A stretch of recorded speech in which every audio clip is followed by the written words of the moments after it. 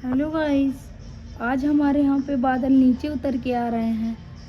देखो देखो कितनी सुंदर लग रहा है। उसके साथ में एक तारा भी नज़र आ रहा है उसकी साइड में। वाह, ऐसा लग रहा है कि मानो हमारे ऊपर बादल छाए। आपको कैसा लग रहा है? आप एक बार क्या आपके घर भी तारा उतर के मतलब बादल उतर के आ रहा है क्या? देखो उसके साथ लाइट भी आ रही है, बैंड बाजों के साथ आ रहा है वो। कोई नहीं, देखो किस तरीके से वो चारों दिशाओं में फैल रहा है, मानो कि जैसे हम लोगों ने चादर रोट रखी है। मैं तो बादलों पे ही हूँ, आप लोग भी आ जाओ। देखो मेरे हस्बैंड इसको जूमिंग करके दिखा रहे हैं कि हम लोग इसका वेलकम कर रहे हैं। बंद कर दा,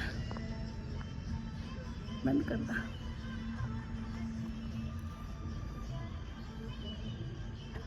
बंद कर दा।